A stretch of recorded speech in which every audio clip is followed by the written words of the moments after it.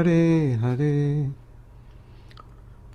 Srila Prabhupada ki jai, Sri Chaitanya Mahaprabhu ki jai. We are going to continue our readings from the introduction of the life sketch of Sri Chaitanya Mahaprabhu from the Srimad Bhagavatam. And we've been reading, actually I forgot where we've been reading. We did read about, well, I think we're in the middle of Sarvabhauma, or maybe I'm forgetting, the inability of Sarvabhauma Bhattacharya to understand Lord Chaitanya until he became a devotee. And Sarvabhauma Bhattacharya representing the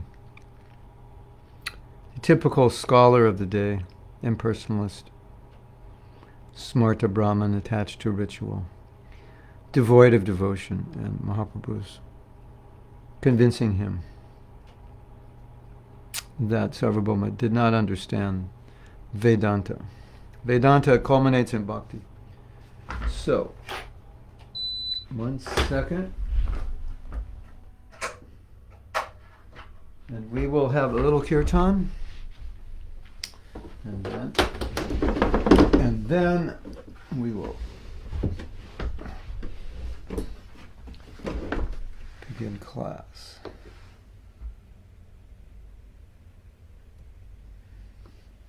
Radha Madhava Kunja Bihari Gopijana Balava Giri Bharadhari.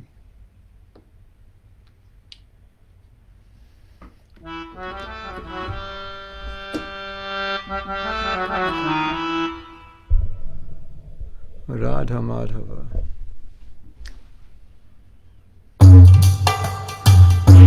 Radha Madhava Kunja Bihari. Radha Madhava Kunja Bihari.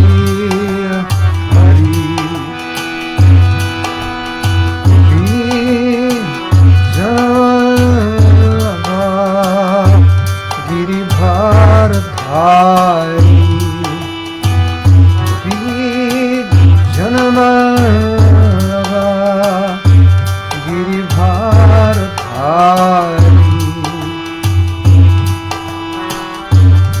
Kishodhanandana Vajajananjana Shodhanandana Vajajananjana Jamuna Tira Brahmachari Jamuna Tira Brahmachari Radha Madhava Kunja Bihari. Radha Madhava Kunja Bihari. Ijanavallabha Giri Bharadhari. Ijanavallabha Giri Bharadhari. Yashodhanandana Vajajananjana Yashodhanandana Vajajananjana Jamuna Tira Vanachari Jamuna Tira Vanachari Radha Madhava Kunja Bihari. Radha Madhava Kunja Bihari.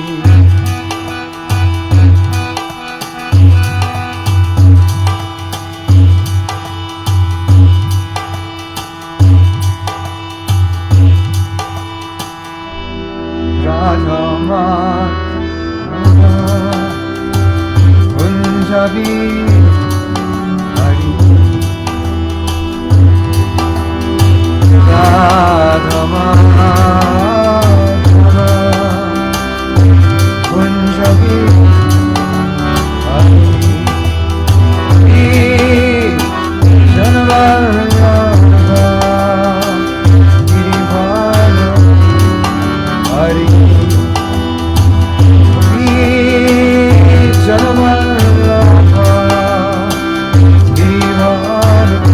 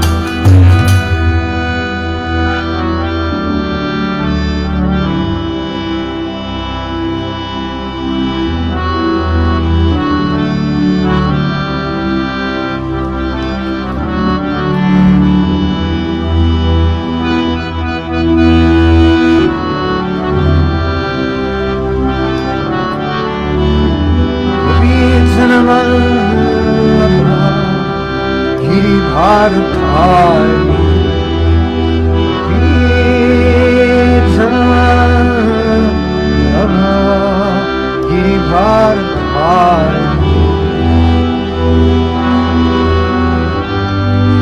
Shoranandana Rajajana Shoranandana Rajajana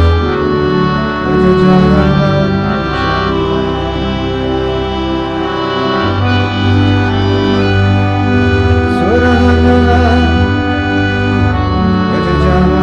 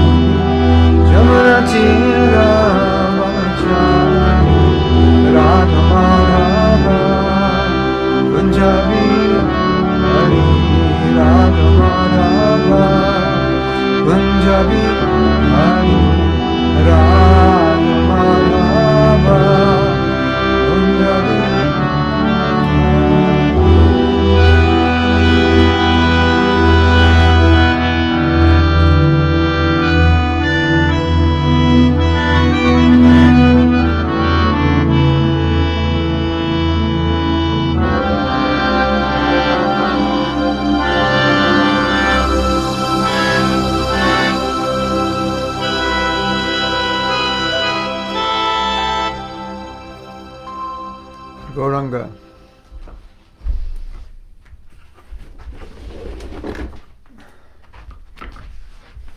Sri Krishna Chaitanya Prabhu Nityananda Shri Advaita Gadadhar Shivashri Gaur Bhaktivinoda Hare Krishna.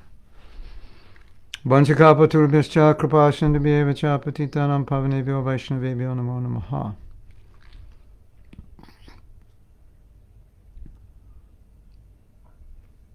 So I have bookmarked where we left off. Let's see. It's correct. It's wrong. My bookmarking skills are lacking.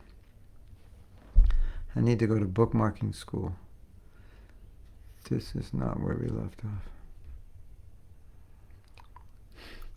All right. There's still hope. We have 2 bookmarks. Let's go to the other one. No. I have 1 bookmark and it's the wrong place. So now I have to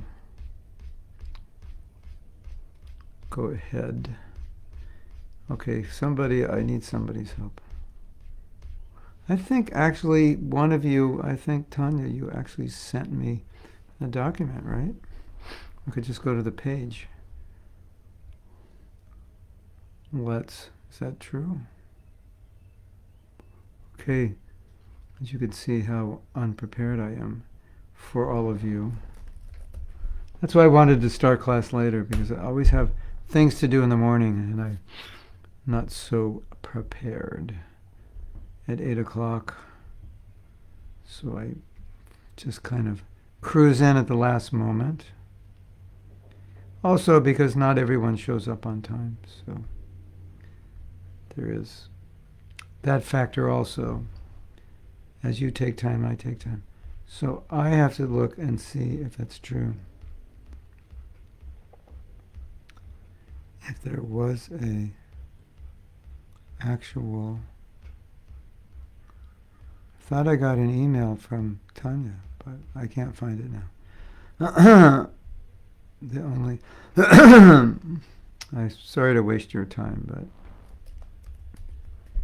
it would have made it easier. Somebody sent me an email. Maybe it was Christy or someone. Someone sent me an email that had a document with what we were reading, from which we're reading and where we left off. The absent-minded professor is back in action. Okay. Hare Krishna. This is the consequence of trying to do too many things.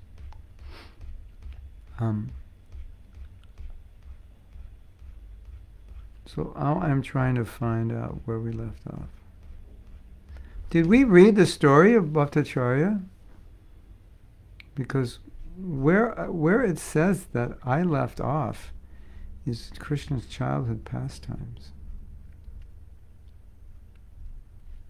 I am completely bewildered now. You ever get lost and you're like, how did we get here? How do we get out? Maybe where I marked it is the right place. I'm going to go back to where I marked it and start reading, and then you can all say, we read that 3 weeks ago. Okay, look at what I have it marked. When the Lord was on the lap of his mother, he would at once stop crying as soon as the ladies surrounding him chanted the holy names. Isn't that the beginning? Didn't we read this previously? But we were reading about Sarvabhauma. That's what I can't figure out.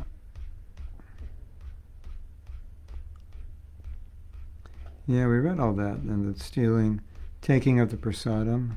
So I'm going to go to we read about Takaharidas. I have to complain to the people who made the database that you're not taking me to where I marked it. Something's wrong with the database, or something wrong with the database user. Okay, we talked about sannyas, and then going to the home of Bhattacharya. I'm just going to start reading, and we'll see what happens.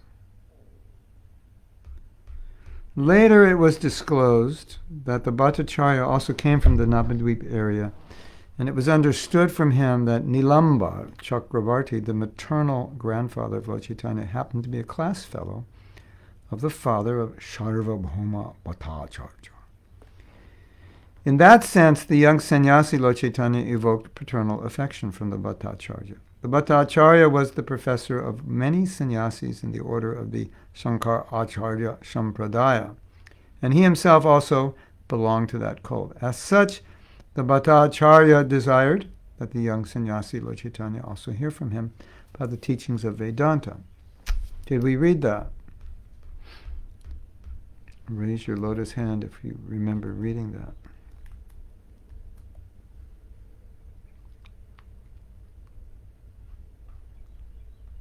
And if you don't have a lotus hand, I don't know what you're going to raise. Your semi-lotus hand? All right. Who remembers? We stopped on, because Lord Chaitanya was an incarnation of God. Okay. In the meantime, we didn't, okay, I have to go to the paragraph that starts, in the meantime, we tried to read it, and then, yeah, I remember we got like halfway through. So let me try to find in the meantime paragraph. I'm not finding it. All right, I'm really letting you all down.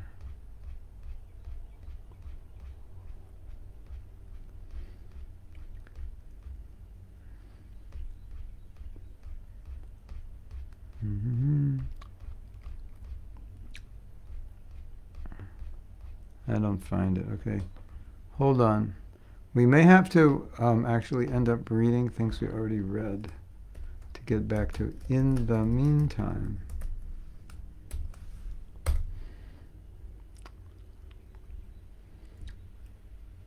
Is this the story about Jagai and Madhai?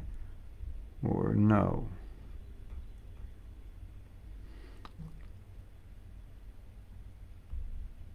In the meantime, the companions of the Lord who reached the temple after him heard of the Lord's transcendental feats. Yeah, that's it. The pilgrims at the temple were still gossiping about the incident, but by chance, one of these pilgrims had met Gopinath Acharya, who was known to Gadadhar Pandit, and from him it was learned that the Lord was lying unconscious state at the residence of Sarvabhauma Bhattacharya, who happened to be the brother-in-law of Gopinath Acharya. Other members of the party were introduced by Gadadhar Pandit to Gopinath Acharya, who took them all to the house of the Bhattacharya where the Lord was lying unconscious. In a spiritual trance, all the members then chanted loudly the holy name of the Lord as usual, and the Lord regained his consciousness. After this, the Bhattacharya received all the members of the party, including Lord Nityananda Prabhu, and asked them to become the guests of honor. The party, including the Lord, went for a bath in the sea, and the Bhattacharya arranged for their residence and meals at the house of Kashi Mishra. Gopinath Acharya, his brother-in-law, also assisted. There were some friendly talks about the Lord's divinity between the two brothers-in-law and this argument. In this argument, Gopinath Acharya, who knew the Lord before, now tried to establish the Lord as the personality of Godhead, and Bhattacharya tried to establish him as one of the great devotees. Both of them argued from the angle of vision of authentic Shastras and not on the strength of sentimental vox populi. The incarnations of God are determined by authentic Shastras and not by popular votes of foolish fanatics. Because Lord Chaitanya was an incarnation of God, in fact, foolish fanatics have proclaimed so many so-called incarnations of God in this age without referring to authentic scriptures. But neither Sarvabhauma Bhattacharya nor Gopinath Acharya indulged in such foolish sentimentalism. On the contrary, both of them tried to establish or reject his divinity on the strength of authentic Shastras. So we had a long discussion on Wednesday about the fact that they couldn't agree, although they're using the same scripture. A common affair, which we will have to encounter again and again and again and again. And so we discussed how to deal with this in a way that we still respect one another. So now, where we begin reading now is what we haven't read. I just reread what we read. In Wednesday's class, I added a few sentences at the end of the paragraph, and now we're ready for more reading and discussion. Later, it was disclosed that the Bhattacharya also came from the Navadvip area, and it was understood from him that Nilambara Chakravarti, the paternal grandfather of Lord Chaitanya, happened to be a class fellow. I ended up reading the right thing. In that sense, the young sannyasi Lord Chaitanya invoked paternal affection from the Bhattacharya. The Bhattacharya was the professor of many sannyasis in the order of Shankaracharya Sampradaya. He himself belonged to that cult. As such, the Bhattacharya desired that the young sannyasi Lord Chaitanya also hear from him. So he was just taking compassion. All right, I train sannyasis. You're a young man, not easy to be a sannyasi at a young age. I'll train you. So he's coming in the Shankara line of Shankara, which is the Mayavad line. Those who are followers of Shankara, the Shankara cult, are generally known as Vedantists. This does not, however, mean that Vedanta is a monopoly study of the Sankara Sampradaya. Vedanta is studied by all bona fide Sampradayas, but they have their own interpretations. But generally, only those in the Shankara Sampradaya are known as Vedantists. And people who have no knowledge of the Vaishnava Vedanta,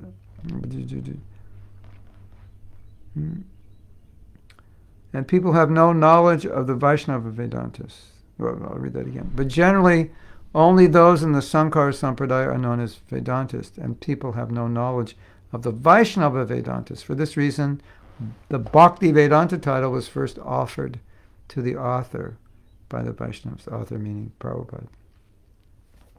Put Bhakti and Vedanta together. So Prabhupada's saying that the followers of Shankara, people familiar with that school, don't understand that Vaishnavas are also Vedantists, but they have Bhakti. And that the goal of Vedanta is Bhakti. The Lord agreed to take lessons from the Bhattacharya on the Vedanta, and they sat together in the temple of Lord Jagannath.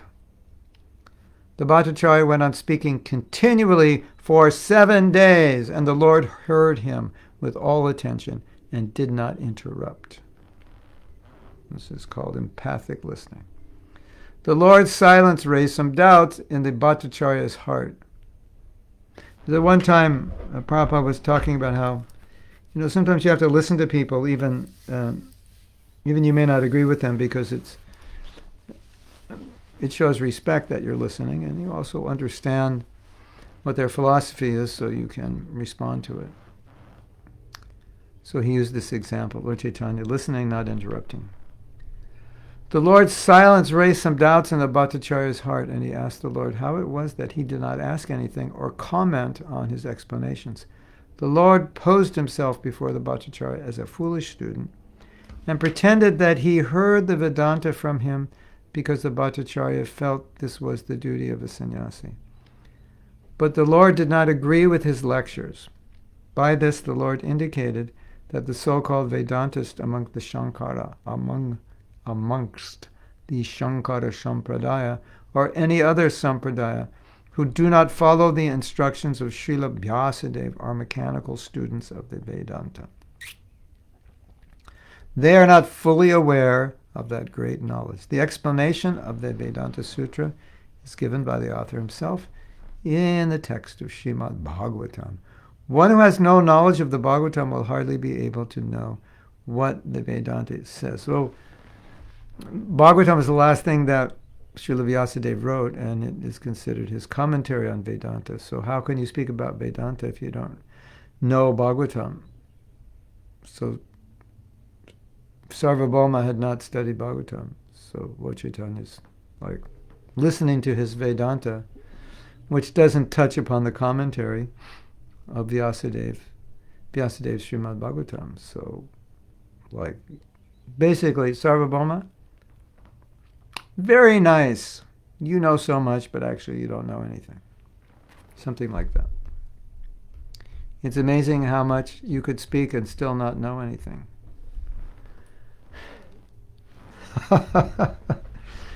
Some scholar wrote a book or wrote a commentary on Shastra or something. And he came to Prabhupada to present it to Prabhupada. And the man said, I've taken 12 years. Prabhupada looked at the book and he said, you've taken 12 years and still there's mistakes. I think the man was a Sanskrit scholar. Prabhupada just kind of like, oh. And that's what Lord Chaitanya, basically did with Sarvabhauma. Yeah, you spoke for 7 days and you didn't say anything. But I was just being polite. Why were you saying anything? Just being polite. The Bhattacharya, being a vastly learned man, could follow the Lord's sarcastic remarks on the popular Vedantist. Basically, what Lord Chaitanya said was, Sarvabhauma is asking, so? You understand what I'm saying? You've heard? Have you heard? You understand? No, yeah, I've heard. I already knew Vedanta before you spoke it. Can't understand a thing you said. Were you talking about Vedanta? What were you actually talking about? It's like, I know Vedanta, but nothing that you said is what Vedanta is. It's like, whoa! This little 24-year-old, well, not so little, who Sarvabhauma doesn't know, and Sarvabhauma is the big scholar, and he's saying, yeah, kind of like you don't really know anything. The Sarvabhauma therefore asked him why he did not ask about any point which he could not follow. The Bhattacharya could understand the purpose of his dead silence for the days he heard him. This showed clearly that the Lord had something else in mind. Thus the Bhattacharya requested him to disclose his mind. Like what's going on? Nobody sits there for 7 days and doesn't say anything. Like, what's up? What's on your mind here? What do you got to say? Upon this, the Lord spoke as follows. My dear sir, I can understand the meaning of the sutras like Janmariyasya Yataha, Shastra Jonivat, and Atato Brahma Jigasha, a Vedanta Sutra.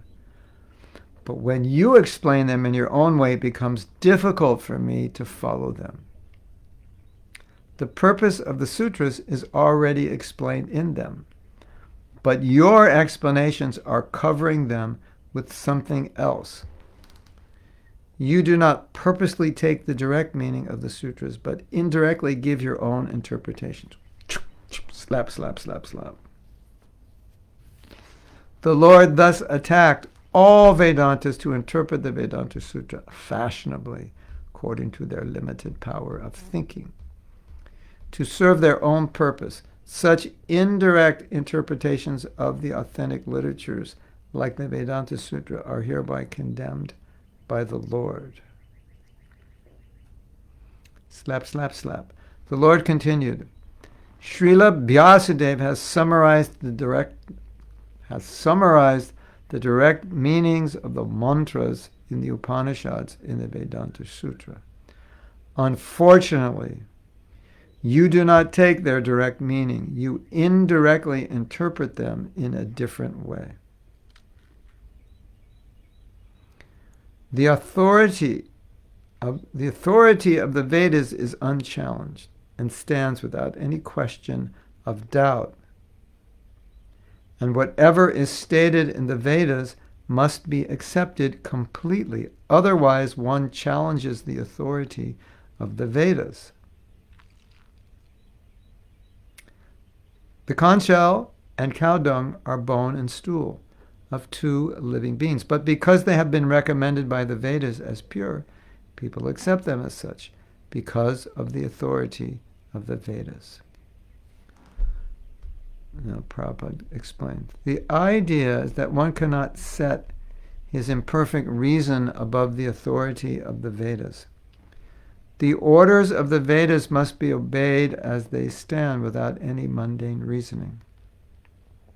The so-called followers of the Vedic injunctions make their own interpretations of Vedic injunctions, and thus they establish different parties and sects of the Vedic religion. Lord Buddha directly denied the authority of the Vedas, and he established his own religion. Only for this reason, the Buddhist religion was not accepted by the strict followers of the Vedas. But those who are so-called followers of the Vedas are more harmful than the Buddhists. Whoa! You may have heard this before. The Buddhists have the courage to deny the Vedas directly, but the so-called followers of the Vedas have no courage to deny the Vedas, although indirectly they disobey all the injunctions of the Vedas. In other words, it's like Prabhupada is saying, it's better you just make up your own religion, but don't use the Vedas and make up your own religion and say it's Vedic. Because then if I make up my own religion, then at least people who want to follow the Vedas won't be confused. Let's go, oh, you created a new religion. Okay. Here are the Vedas. I will prefer to follow the Vedas. But if you make up a new religion and you quote the Vedas to support it, when actually you're just interpreting it, that's a more severe crime. So who's better? A Buddhist or a Mayavad? A Buddhist. Who's better, an atheist or a Mayavad? In a lot of cases, atheists are better because they can be convinced. Once the poison of impersonalism enters the heart, it may be difficult. We were hearing yesterday a class, and after, I think Lord Chaitanya asked maybe it was Raghunath Bhatta, after Lord Chaitanya converted many, I don't know, 50,000 or so, all the disciples of Prakashananda were converted. I think Mahaprabhu told Raghunath Bhatta, take care of them, like educate them. Because when your heart has been polluted by Mayavad impersonalism, then it's a pretty serious disease, and you need some medical treatment, so to speak. I don't know if you know this, but in when was it? Must have been 1972, when most of you were chanting Hare Krishna on the street somewhere in another body. Some of you in the same body, most of you in another body. A Paka bona fide Mayavadi, Indian Mayavadi, joined ISKCON. Da-da, da-da, da-da, a first in ISKCON. Breaking news! A Paka bona fide Mayavadi sannyasi has joined the Los Angeles Hare Krishna temple. Wow.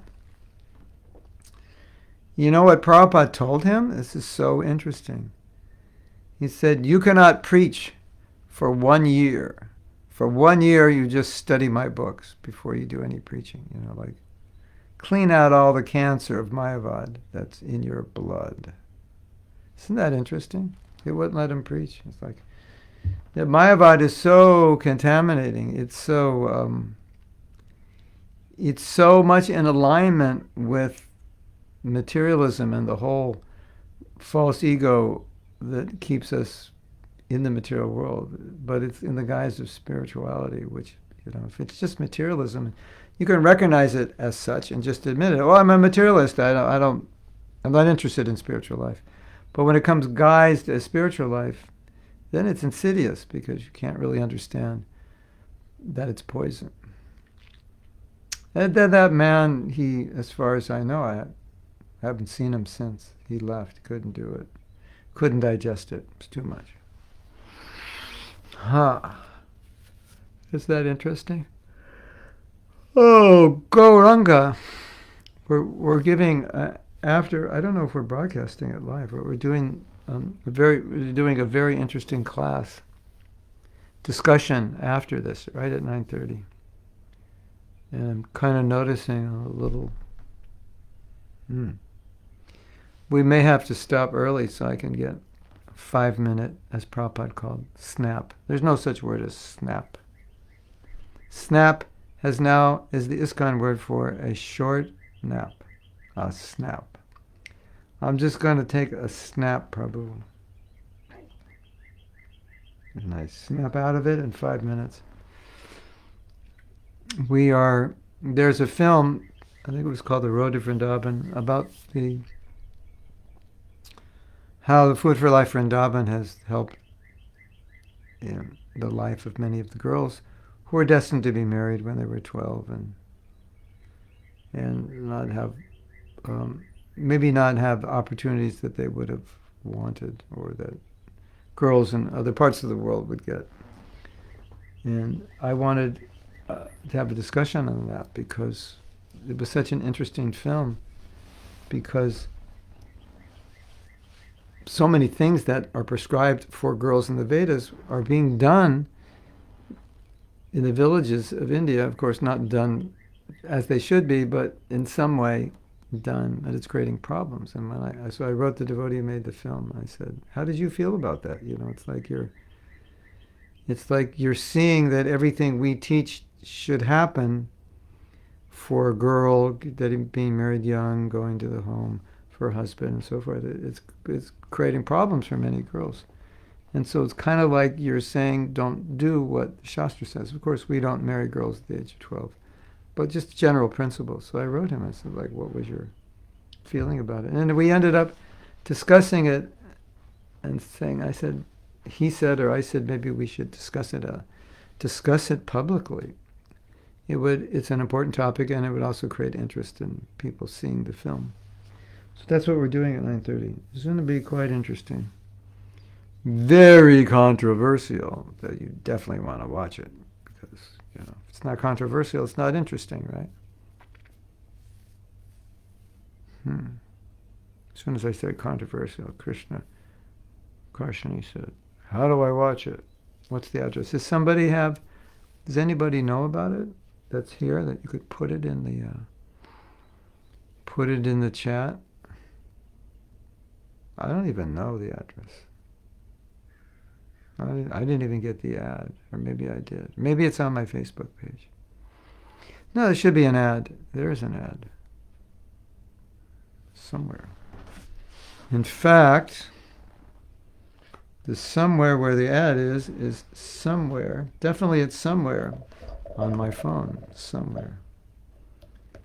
And in order to demonstrate to you that the absent-minded professor is not as absent-minded as one may think, he found the ad.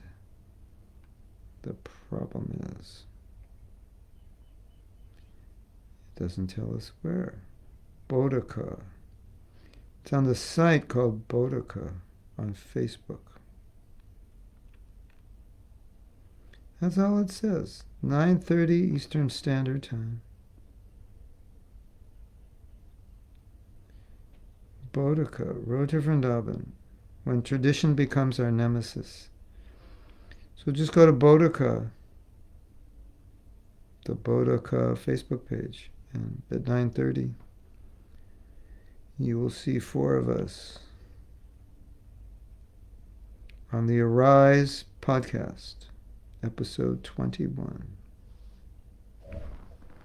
Yes, there it is, everyone. Can you see it? I think it's hard to see in this camera. There it is. Road to Vrindavan. There's the ad. Special show. If you like controversy, if you like issues about social reform, woman's plight in the modern world, and tradition in India, the problems that tradition is supposed to solve that sometimes it creates, and why that is, stay tuned. Okay. I'm going to see if you have any comments.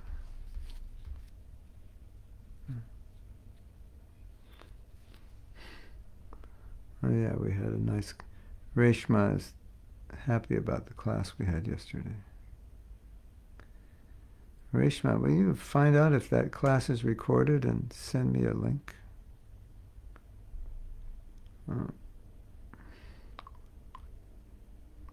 Oh, Nadia sent the email. Yeah, emails. You know, sometimes I look at my email and I look at the number of emails I have, and then a little voice inside of me says, do something else. This is boring. And then in that time I do something else, 25 more emails come, and then the last 25 kind of get piled on the bottom, and like... Do you ever notice you have to be in a mood for email? Because sometimes it's not that interesting sometimes. You know, it's like, okay, each email is another situation your brain has to, like, deal with. And Prabhupada said sometimes, when there was too much management, he couldn't. It like taxed his brain so much, it like didn't have any energy to translate. So like that. Anyway, the austerity of spreading Krishna consciousness. Okay, here comes a loaded question, everyone. Fasten your seatbelt. This is from Jyotirmayi. Only a Greek could ask a question like this. What about the ones that are inside our movement and use the Vedas for personal causes, manipulating the scriptures for their personal gratification? Hang 'em! Hang 'em! Now the problem, Jyotirmayi, is the people that you accuse of doing that will accuse you of being a flaming liberal feminist who wants to ruin the Hare Krishna movement with Western culture and all the horrible things that come with it. Now, it doesn't matter what side of the coin you're on, because if you're doing something to fulfill your own agenda, then you should probably join another movement, because ISKCON is not the place for personal agendas. ISKCON is the place for Prabhupada's agenda.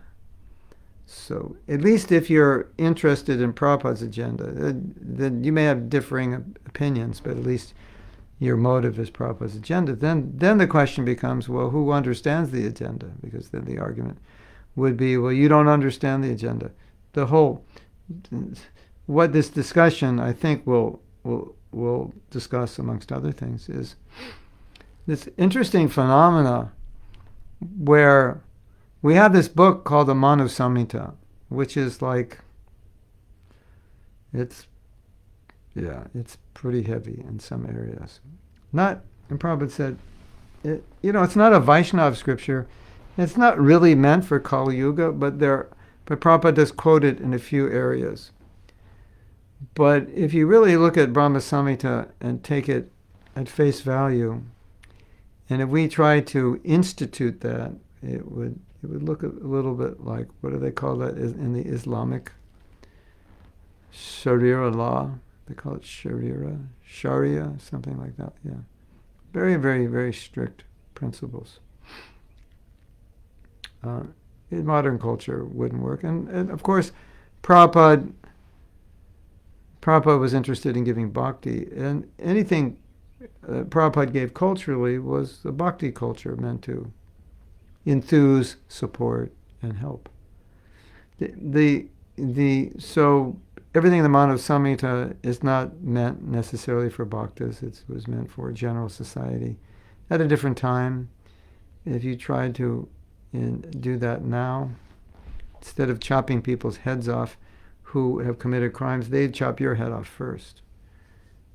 It wouldn't work. But it's not to say that there are things that are not of value in the Manu Samhita.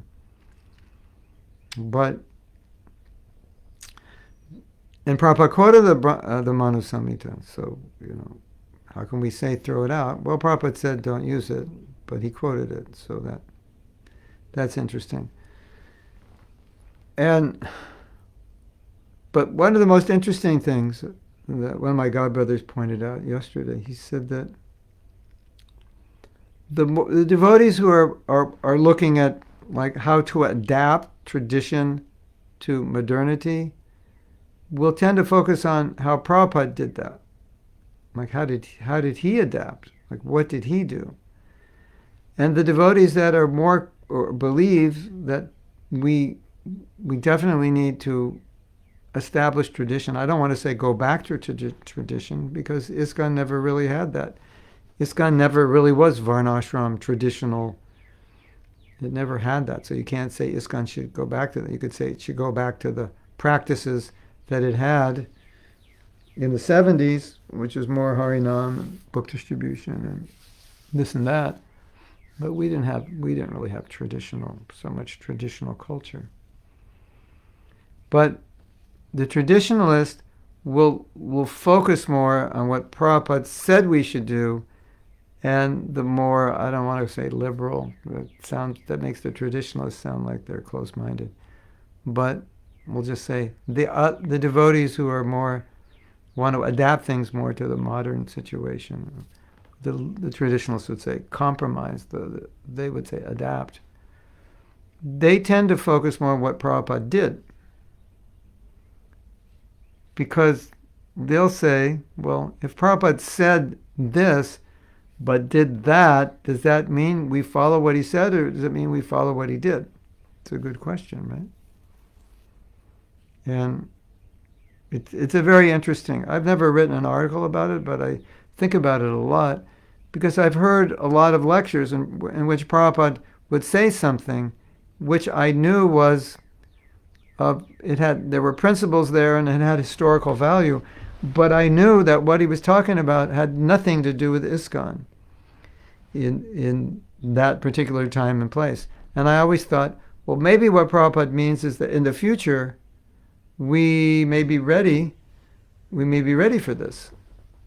Something like that. We may be ready for this information, or these principles may become a value or necessary at a time in the future. That's how I already took it. I took it like the world would be different, and there may be a time and place when this knowledge that Prabhupada's teaching us about how cricket around the world and the various principles that were followed that seem irrelevant or impractical for the most part. Not entirely, but fundamentally,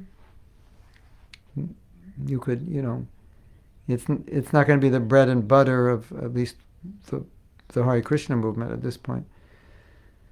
Then I would always think, well, it's like information. It's there if it ever could be used. But then on a day-to-day basis, we weren't using that information because it didn't relate to what we were doing. And it was always kind of, in my mind, it was always like this dichotomy was always going on. Not that I was confused by it, but I always thought it was like an interesting dichotomy. We're reading about a history of the world 5,000, 10,000, 100,000 years ago, what this king did, what that king did, how the people lived, how the husbands were, how the wives were. And then you look out your window and you go, okay, what does this have to do with what's going on outside my window right now?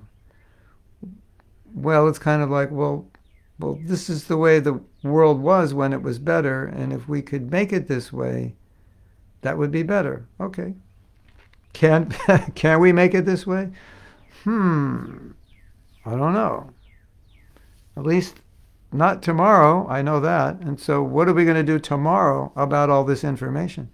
Probably refer to it later when we need it, keep it in mind. But, I have to go out to college now and, find a few students whose brains are still working and give them Krishna consciousness. And the rest of them, who knows what they're going to do with their lives. And that's kind of, the reality was. So, and then I started thinking, okay, if you are an acharya, your duty, one of your duties, is to represent the Shastra. You have to speak what's in the Shastra. And what you speak in the Shastra doesn't always apply to the realities of people's lives today, but they're principles that could be applied. So you speak those principles. This is what happened. This is what Lord Chaitanya said. This is what he did. This is what Lord Krishna said to this one. This is what happened here. This is what Manu says. All these things. And then, class is over and we take breakfast and we clean the temple and go out on Harinam. And that was the reality of our life, on Harinam on the street, meeting people who knew nothing about Krishna, and then coming back to the temple at night and having artik and Gita class and Krishna book and milk. And, it wasn't like, this or that we read had any real relevance. It was interesting. It was information. And then the devotees said, why don't we do a political party? Prabhupada said, okay. And then Prabhupada said, just preach. Don't worry if you win or lose. Just preach the principles. It's our platform.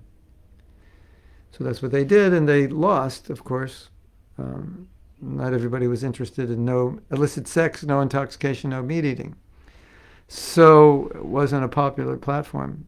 And devotees more or less knew they weren't going to win.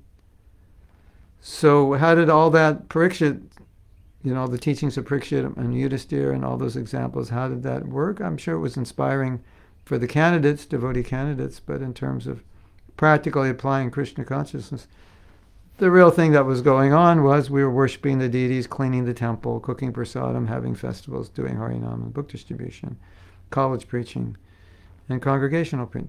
That was the reality of our life. So this whole time when Prabhupada was here, and me listening to Prabhupada, and Prabhupada, talking about things which were like far beyond what our day was like.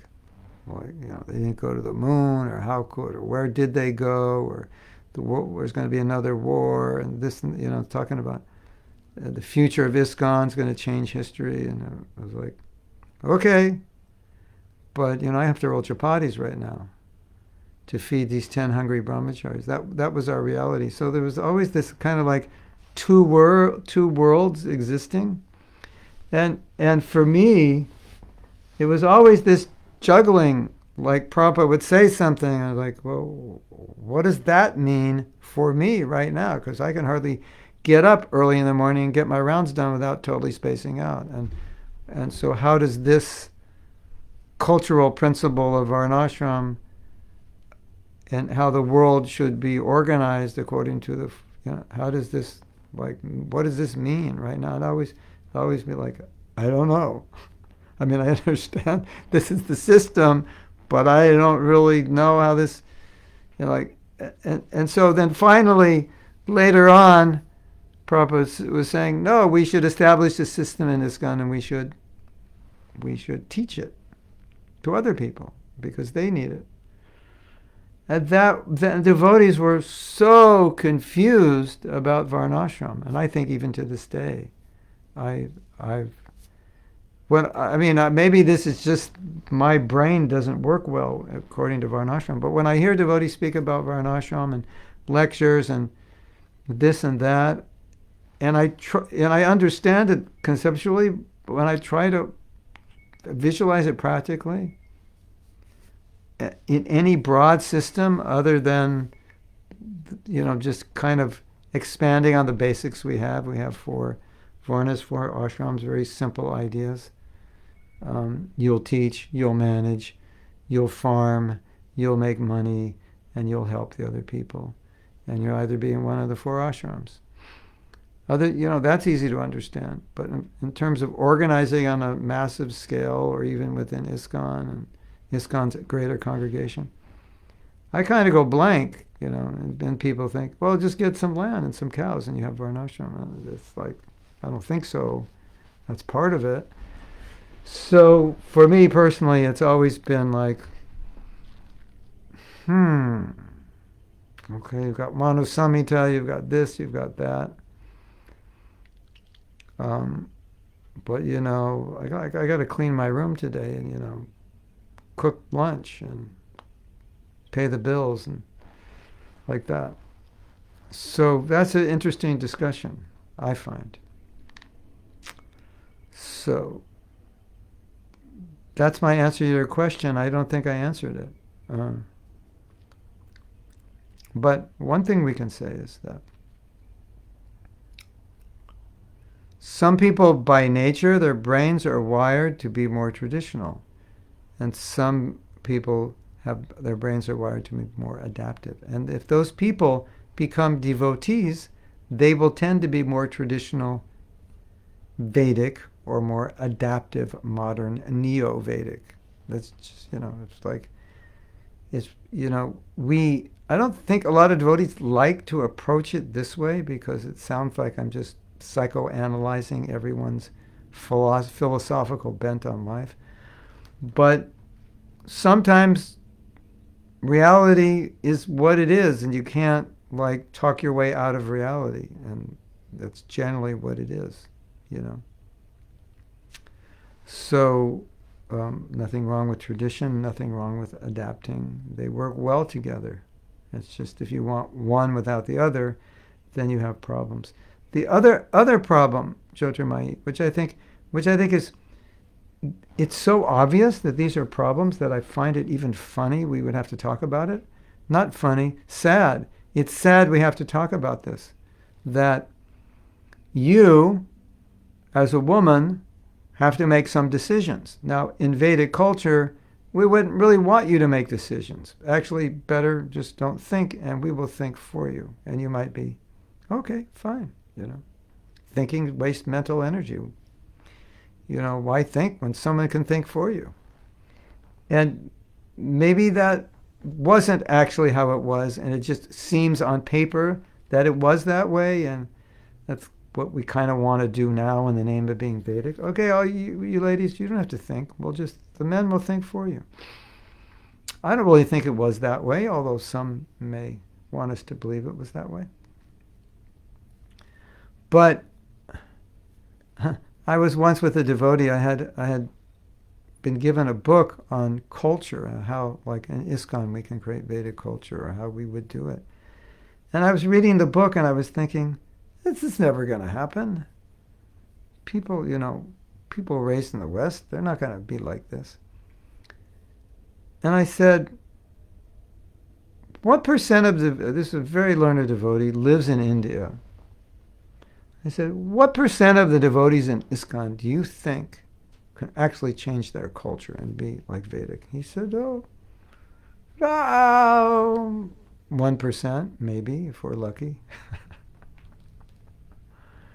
So I think that's an obvious reality. Now, there's another reality, is that some people, you might find some devotees who are like very Vedic. So you say, but they changed their culture. And in many cases, they didn't change their culture. That's just how they were. They're very traditional people in their own culture. They like tradition. They come from traditional families. It's just the way they are. So it may look, you say, look at, they're doing it. They're traditional. I'll say, but wait a minute. They were traditional before they were devotees. In many, many cases. That's why they like it. And then you have others, and you've probably all seen this, and maybe you're dealing with this yourself, but I specifically saw this with one disciple who was very, very westernized. Like she was a woman, and she still is. She she was a disciple. I'm saying was because it didn't work out good, so she's not a devotee anymore, or at least not overtly. She was very westernized. Westernized means the girls do what the boys do, basically. So, she did what any man did, she did, more or less. And she wasn't, when she joined ISKCON, she wanted to become more Vedic and more feminine. And then she decided to move to India, and she moved to India, and then she married an Indian man, so she was really trying to be Vedic. And I said to her, this is not going to work. You're not Vedic. That's just not. She really, wanted to be that ideal Vedic role model, wife, humble, submissive. She was not humble and submissive by nature. It just wasn't. Not that she was proud or anything, but humble and submissive is not, I don't want to say she was arrogant, but she had her own opinions. And if she didn't agree with you, then too bad for you. So, and I could see, she's really trying, she's really struggling, and I was thinking, it's not going to work. But she was fired up. Very enthusiastic, really valuing tradition and the Vedic models for the wife and so forth. And you know what happened? One day she crashed and burned. After about a year of her marriage, she left her husband, and she left India, and she left Krishna consciousness, which I don't think would have happened if she just could have remained who she was as basically a Western woman with a Western mentality who likes serving Krishna. That would have worked for her. So I don't think it's the goal of Prabhupada to change people's mentality into something they're not, but to engage them in Krishna consciousness. So another answer to your controversial question is that Prabhupada never forced anybody to do anything. So this idea, you say, Prabhupada wants us to do this. Okay, who can do it? He wants us to do lots of things. Who can do it? Did Prabhupada force us to do anything? He didn't force us to get initiated. He didn't force us to move in the temple. Didn't force us to follow any principles. This we were doing voluntarily. Didn't force us to open a temple. Didn't force us to do book distribution. This we were doing voluntarily. So if we say, men should do this, women should do this, there are obvious roles that men and women have, but many of those roles were never forced upon anybody by Prabhupada. Prabhupada was, he would always say, it's a volunteer movement. So you can't force people. And what to speak of culturally force people into molds? It has to be something that they want to do. I have a godbrother who was an American godbrother who is seriously more Indian than your average Indian. Seriously. That speaks so many Indian languages, and he just lives in India, and his wife is Indian, and this, that, and the next thing. And you go to his house, it's like, oh, Prabhu, you don't look Indian. Are you Indian? That's what it's like there. And then you get Indians in the West who are like totally cool, right? Isn't it? Wear their hats backwards or on the side, and like rapping, and like, Prabhu, you're born in India. Like what's up with the gangster look? Well, I'll tell you, man. I'm just like I don't relate to India. So Prabhupada didn't try to force people into molds. So I think that's important when we are discussing any kind of philosophy to say, well, everybody should think this way, everybody should think that way, everybody should do this or that. There is some limitation to that because there's a limitation to what people can do and how you can mold them. So that's my long answer to your question. And I'm not even sure I answered your question. I'm not even sure there is an answer to your question exactly. But people are who people are. And I think the worst thing that any of us can do is to try to make people something they are not and pontificate that, well, this is how it should be, and everyone should be like this. Well, hello? Like, everybody should be the way you think they should be? Like, is that going to happen? Everybody should chant 64 rounds and get up at 2 a.m. and read Prabhupada's books for 3 hours and go on Sankirtan for 8 hours. Yeah, that would be great if everybody could do that. But it's not going to happen. Neither would Prabhupada. Tried to make that happen. So it's interesting. The argument which is so interesting is that the traditionalists think that the more liberal devotees are destroying ISKCON because we're getting off center now, doing things Prabhupada didn't do, compromising here and there, introducing this and that, which is true in some cases, no doubt. And it is definitely a concern. And the more liberals will think the conservatives are ruining it because they're going to create a movement which is unrelatable to 99% of the universe.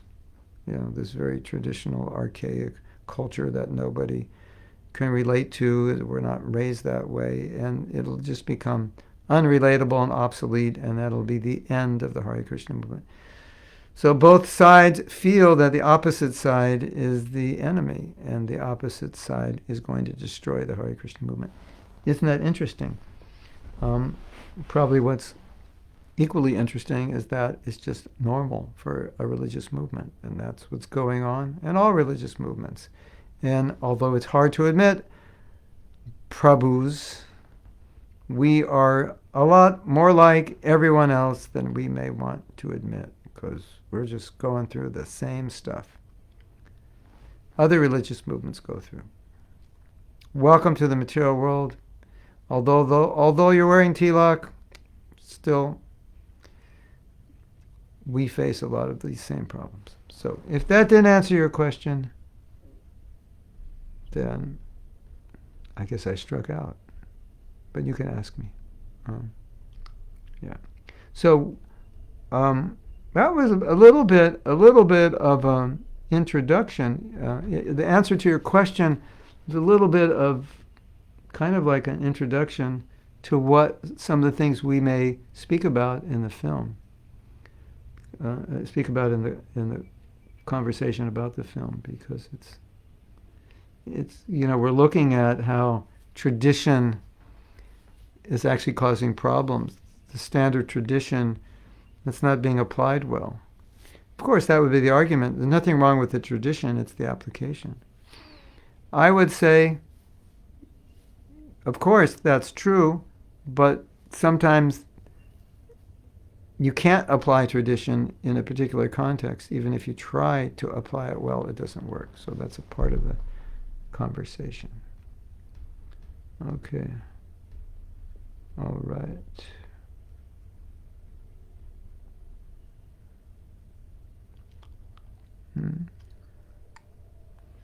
Anyway, it's a great film. He put a lot of work into that film. Oh my God. It's like a labor of love.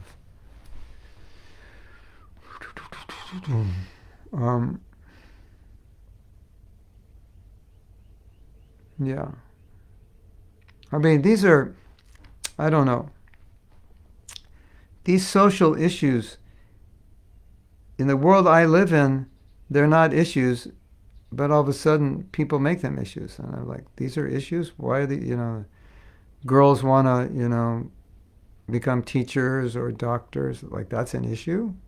And then people make that into an issue. Girls who were destined to make cow patties and, be married, to be married when they were 12 and maybe be co-wives and work 15 hours a day, want to do something else. Like, is that an issue?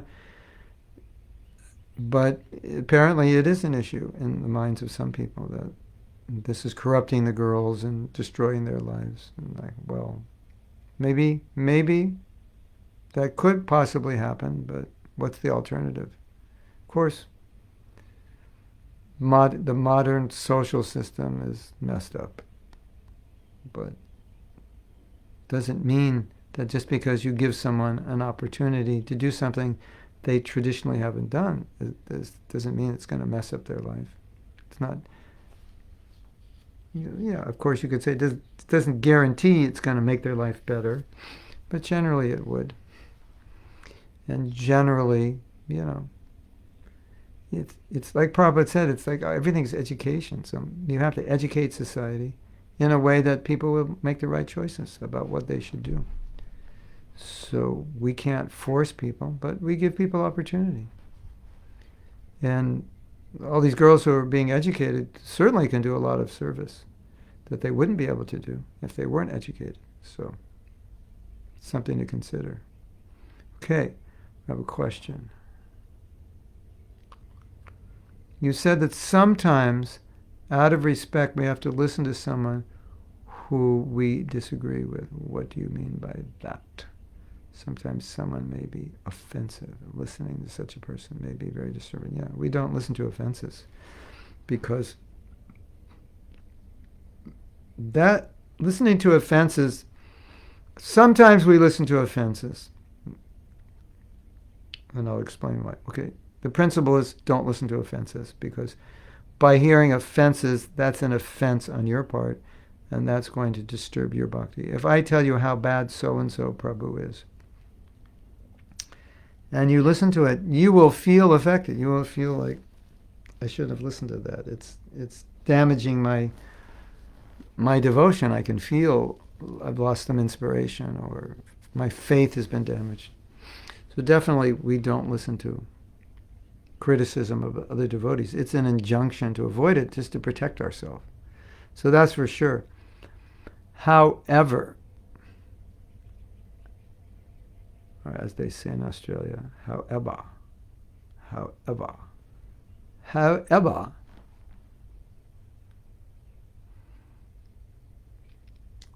sometimes we do listen because the person who is making the offense is actually crying to be heard, and then it becomes a service to hear. If you can distinguish that actually it's not really offensive, they've just been hurt and they're crying to be heard, and then it becomes your service to hear them. So, and that's the case, that sometimes you may have to hear offenses.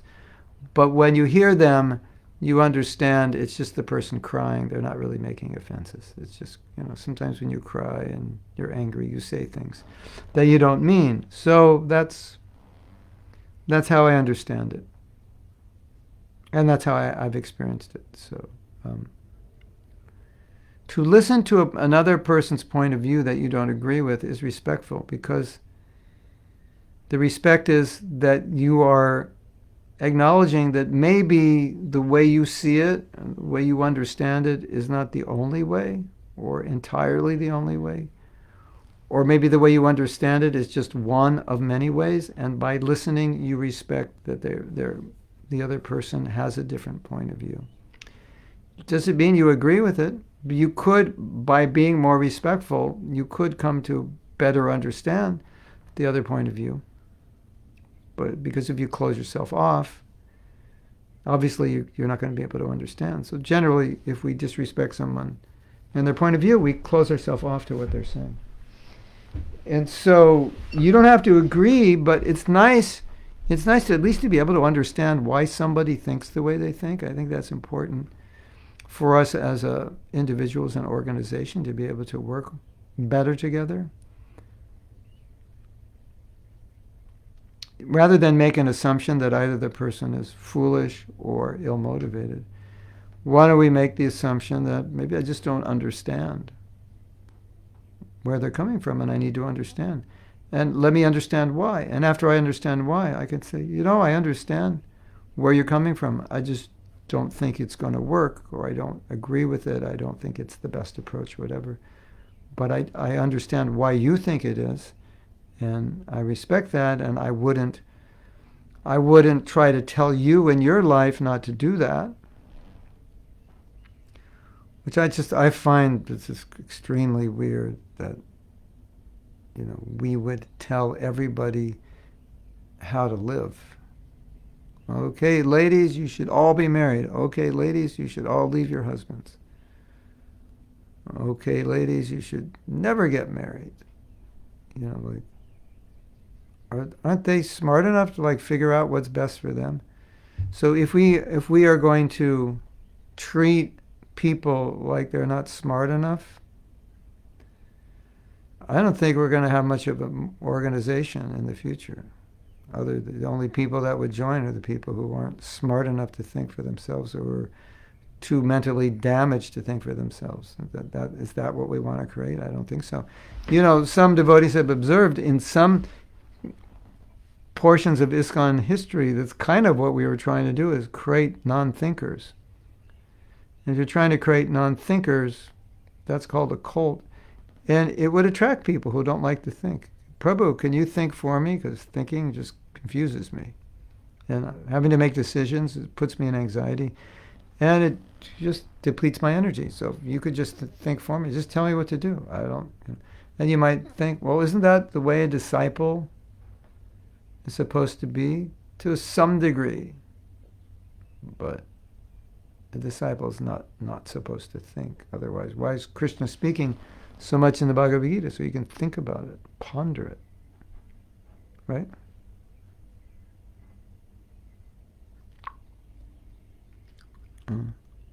Oh, okay, now I understand where the...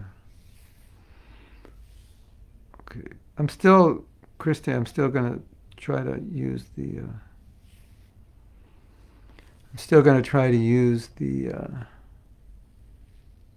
bookmark and see what happens next time. I'm just going to hit put the cursor where we leave off today and hit bookmark. And ta-da! It should work, right? Yeah, it should. But you know how technology works? Like sometimes, you know how it works? Yeah, sometimes you think you did it right, but you didn't. Quote, I guess, ISKCON is not a place for personal agendas. ISKCON is a place for Prabhupada's agenda. Yeah, that was a good one. Whoever said that is really intelligent. Yeah. ISKCON is a place for Prabhupada's agenda, not yours. Don't forget to leave time for your snap. I think I may have snapped out of it. We'll go a few more minutes. Get me fired up with your questions, and then I'll wake up. Snap. Kamaniya, we need to write a book. It's called the ISKCON Dictionary. And then not the etymology, but the history. Where did the word come from? Snap. I think that was Prabhupada who just created that word. We've talked about the word bloop, where that came from. That is also not a word. Freak out, space out. We've talked about that. That's total hippie lingo. And we do share a lot of words with the general public. I'm not always sure that they got them from us or we got them from them or we got them simultaneously transmitted by Sutra. So like burnt, fried, toasted.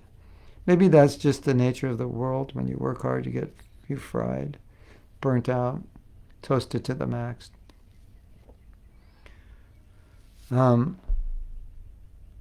Christy says, "Oh my Krishna, I had these doubts about myself as well. Should I make myself more Vedic, feminine, submissive, soft? But it feels I'm going against my nature when I try. Listening to you today, solve this question." No, Krista, you should be like a man and bold and tough and tell those guys what to do and put them in their place. It's not that we shouldn't try to be sattvic. I think the best thing we should try to achieve is sattvaguna, right? And then in sattvaguna, naturally, you become more gentle. But to try to be someone you're not, I think that can actually make you physically sick and mentally unhealthy, in my experience. Listening to you today, solve this question. I'm so thankful for this chance. Yeah, watch out. Christy is going to become the next president of Lithuania now. Tanya says, sometimes it seems to me that if we sincerely try to understand and work with our individual physical and psychological nature, at the same time do our best to develop service, attitude, and humility, we will be moving toward the varnashram system in a very organic and natural way. Yeah, it's true, but for the die-hard conservatives, they want something more.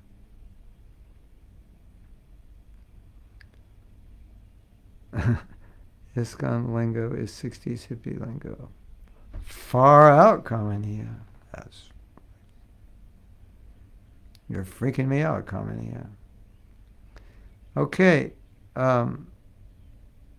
Class is going to start in 8 minutes, so we're going to give you all a break, including myself, and to get ready for that. And Tanya, what you said is true, but my point is, we run into a little bit of a problem. Like what you said is like, it's of course, yeah, that's what works. It's just natural, right? Try to develop your Krishna consciousness in the Vaishnava etiquette, sattvaguna, don't repress your nature. It's just when you try to add in strict varnashram principles that start restricting too much, then it's like nobody can get in the door because the door's too thin. Or once you get in and you want to get out, they won't let you out because you're, something like that's the problem that we run into. So What I observe, which I think is obvious, anything that's too conservative or too liberal tends to alienate most people and tends not to work for most people. And if it works for you, ultra being liberal or ultra conservative, that's fine. But to demand that everyone should be that way, it's not the way the world is. Okay, so we're going to say goodbye, and we will say hello soon. Okay? Coming in, what if I snap for an hour and a half and I miss this show? But you'll call me, right? If you don't see me at 9:30, you'll call me up. Okay. Hare Krishna. Srila Prabhupada ki jai, Go Premanandi.